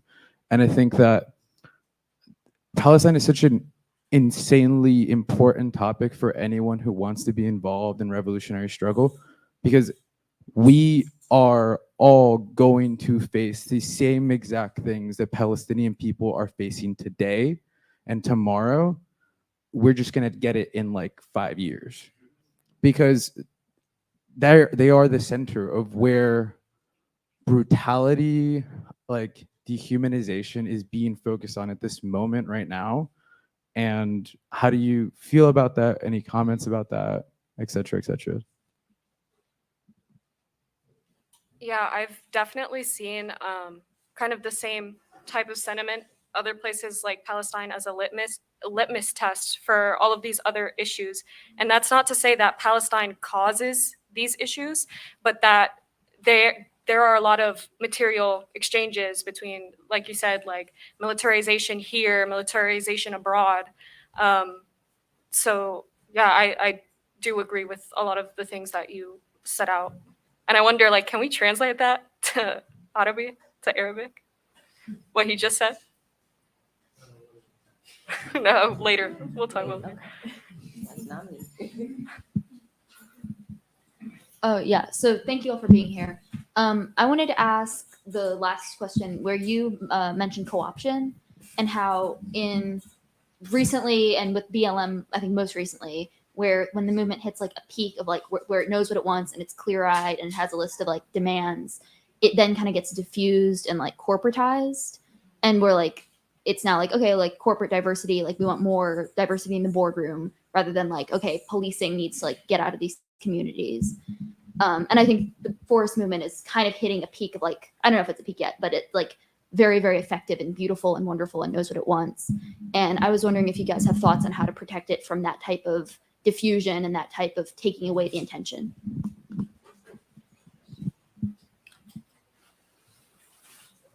So I would say, I don't think, from my analysis, I don't think that the co-optation comes when there's a list per se. I don't think that's necessarily the impetus for co-optation, but I think it's the intention behind the list and what is and how movements, the tactics and methods people use to be able to get to that, to get the yeses on those lists, right?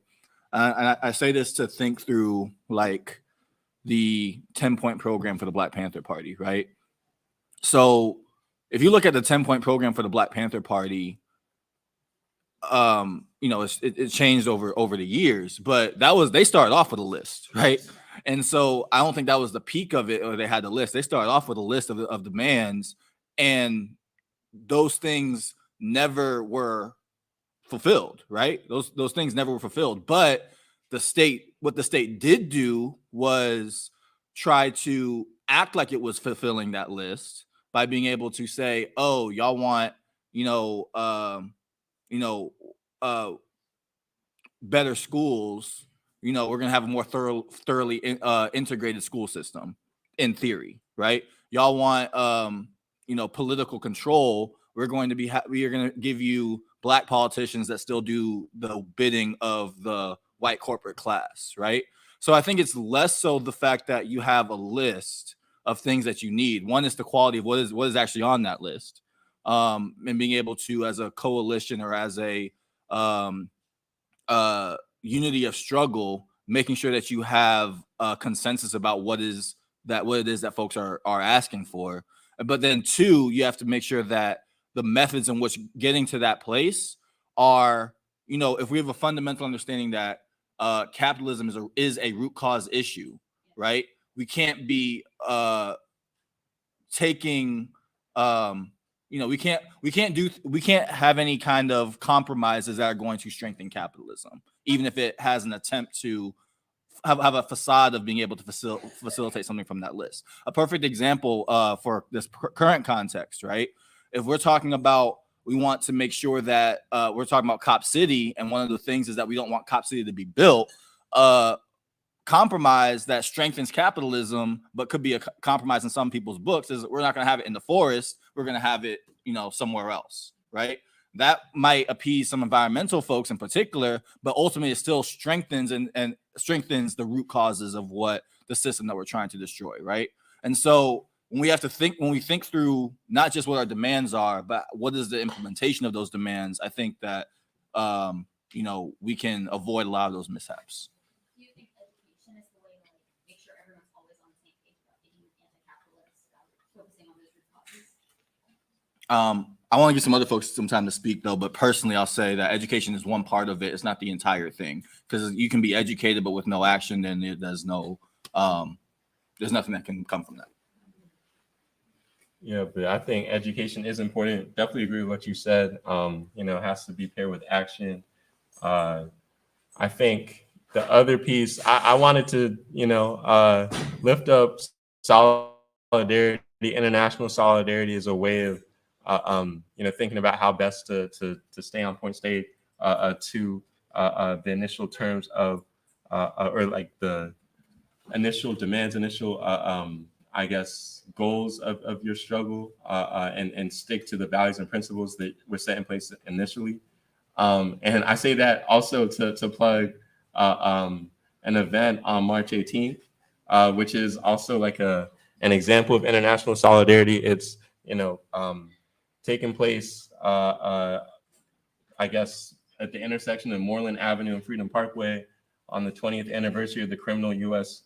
invasion of Iraq, and in solidarity with the national demonstration that's taking place in D.C. in front of the White House. And I think, solidarity, we already spoke about it, like in detail, right? But I think it's an important way to, understand the system that we're up against, and, its manifold, manifestations. And so I think, it's key to tap into these different struggles and build that type of solidarity and build power across different contexts. So definitely want to plug that. And they said to bring signs, banners, and noisemakers. It says Community Movement Builders is a sponsor, Black Alliance for Peace, International Action Center, and others. So yeah, Saturday, 3 p.m. At Freedom Park. Cool. The only other thing I would add to that is be wary of who is trying to latch on to your movement in a particular moment. I think with Cop City right now, a lot of the organizers on the ground here are being very intentional about utilizing the support of like large national organizations without giving them the platform of setting the narrative. Because again, we talk about misleadership. These are the moments in which people want to come to you as a friend, but really use it as an opportunity to build their base for something that's like liberal and not at all aligned. So, you know, sometimes gatekeeping is necessary. And I'm gonna pass it off to someone with our last question. Hi, thanks for being here. I was kind of ill-informed about the event. My friends and I just kind of stumbled in here, but it's really serendipitous that we're here because I really resonate with a lot of the stuff you guys are saying. I was kind of one of the people that feels rather kind of dismayed and like destitute about like the whole situation. And I want to do like things for like, you know, struggle and change and solidarity. I have more of like a specific question. I don't know if it's already been answered, but do you have any like lists of like literature? Because I'm more versed on like domestic history when it comes to like, because you know, before we were terrorists, we were domestic dissidents. That was just the new buzzword is now like terrorist. But you brought up the interesting point of like using the international example of struggle tactics. I was just wondering if you had any specific examples for literature or books, authors in particular that you recommend. I'm gonna also plug in something. The PYM actually has something called the Popular University Committee. They actually have an archive of sorts on the website that talks about popular resistance in Palestine. And I encourage everyone to take a look at that sometime after we've wrapped up. So yeah. Definitely. That's a big question. There's so much that you could read. I honestly, I also am trying to brush up on a lot of different examples. You know, recently I've been reading, I guess, some Decolonial Marxism by Walter Rodney, which is really good. I'm enjoying that. I was trying to read some Cabral earlier, and he's probably my favorite author or like writer who was engaged in struggle. But yeah, I don't really have a lot of great recs. I'm sure there are tons of people in the room who could, you know, give some good ones. But in terms of international solidarity, there was the African Liberation Support Committee, which I think was an interesting example of like trying to display solidarity from the belly of the beast with, you know, African liberation movements of like the 60s, 70s and beyond. There's a really good book that was written about it. I'm forgetting the dude's name, but yeah, I would read up on them and their work. I think it's a really great example of, you know, displaying like that type of international solidarity from the U.S. essentially. And I would say, as far as literature that I've found extremely helpful, there's a lot, but the two I'll plug. One, you know, How Europe Underdeveloped Africa by Walter Rodney, just being able to understand the context of how colonization and capitalism really, you know, underdeveloped Africa and its and enriched itself. I think it was an extremely important book. The other one, I don't remember the author. Maybe somebody who has read it in the room also can inform me. But it's a book called Armed Struggle, and what it talks about, it takes 5 different revolutionary struggles across the continent of Africa, and it goes into in pretty good detail about what it took and the different types of movements it took to be able to you know, actually develop its liberation movements. It's taken with a Marxist-Leninist type of ideology. However, it's very specific to the continent and how those struggles evolved. It was written in like the 70s, so some of those struggles, you know, were still ongoing when it was written. But it also will take some of your favorite, some people's favorite, you know, I don't know, peacemakers or whatever, and situate them in how they actually moved within the context of revolutionary struggles on the continent, and how a lot of the people that are upheld as being, you know, great people for movement and struggle were actually used to co-opt movements on the continent. And that's when I was going back to like, how do we think through learning from how the state has different states across the world have used to subjugate and how the co-op movements, learning some of that history to be able to think through how we can avoid those pitfalls even today. Great. Well, I want to thank everyone for coming out. And I want to thank these panelists for all of their wisdom. Can we do a round of applause?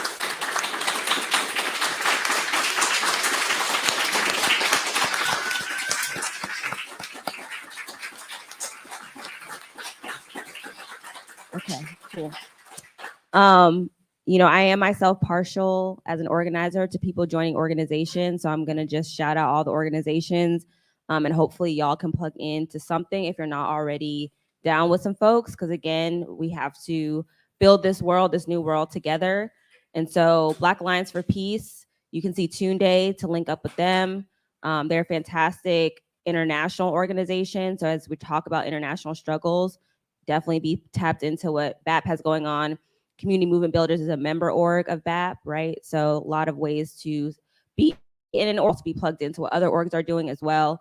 Community Movement Builders, we got some folks in here with CNB that can tell you how to plug into that. We are a Black organization, but we do have ways for non-Black folks to plug in with our affiliate group to support with things. And then the Palestinian Youth Movement.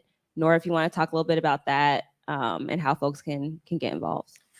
Yeah, I mentioned in the beginning that we're a mostly Palestinian-led organization, grassroots organization. So if you know any Palestinians, just mention, hey, I heard the Palestinian Youth Movement has an Atlanta chapter. Also following our Instagram, where we have events all across the US.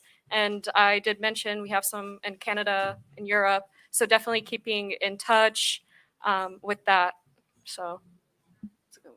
Awesome. All right. Well, that brings us to the end of the event. I think some of us will be milling about if you want to chop it up. But yeah, thanks for y'all for coming out. Have a good one.